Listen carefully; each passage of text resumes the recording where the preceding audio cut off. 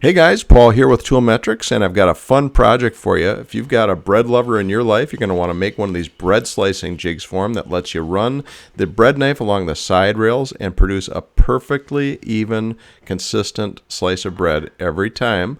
Very simple project, straightforward. It also works for bagels and bread rolls, so get ready to make a bunch of these once your friends see them. We're going to get started by just prepping some stock and building a simple panel. Come up with the design that you want. It's kind of like building a cutting board.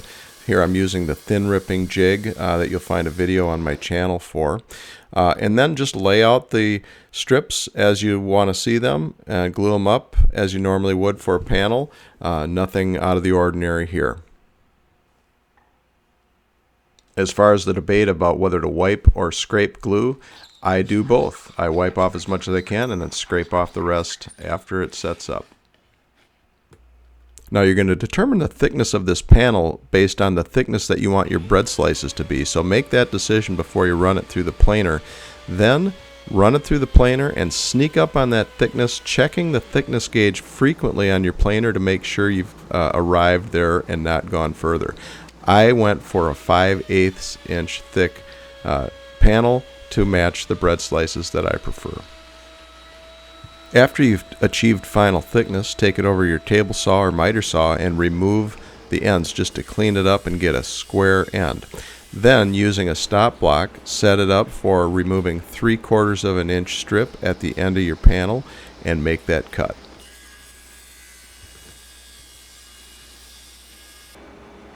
Then make a little witness mark on the panel and on the offcut piece to make sure that that piece gets glued back onto the board in the same orientation that it was when it was cut off. That will give you perfect alignment and it'll make it look as though it was one solid piece of wood after it's glued up.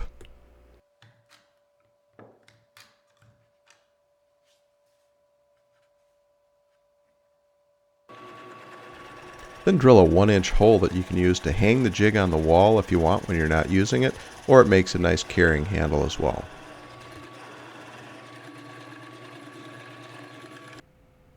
Then use a 1/4 inch roundover bit to round over both sides of that hole, and if you're smart and do this before you attach that cleat onto the end, you can do this on the router table instead of with a handheld router.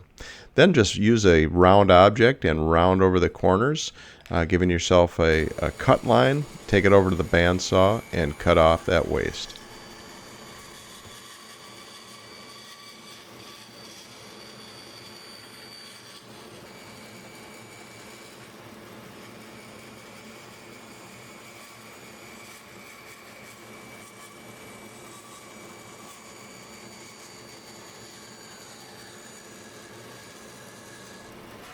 Then sand your cut line smooth and round everything over with the roundover bit. Then cut a board 9 inches long by a couple inches wide for your side panel. Take it over to the jig and mark a line that aligns directly to the height of the jig. Take it over to your table saw and rip that strip. Take it back and just make sure that that alignment is perfect. Then using that same round profile, make yourself a nice sweeping cut on the end of each side rail.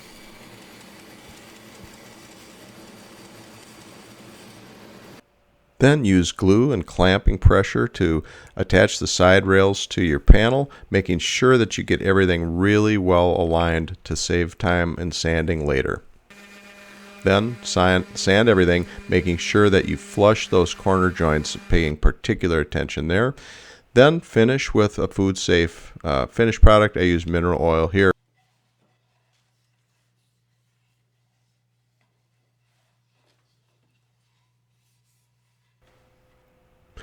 Then take the time to attach some soft rubber feet to the bottom, making sure that you use the soft rubber kind that prevent slipping rather than the harder ones that encourage slipping. I'll provide a link down below to give you the exact ones that I use here, and they really work great to hold this in place as I am cutting bread. All right, that wraps this one up. Hope you'll send me a picture if you make one of these so I can post it on Facebook, and hope you subscribe and come back for more woodworking, wood turning, and power tool related videos. Thanks again for watching.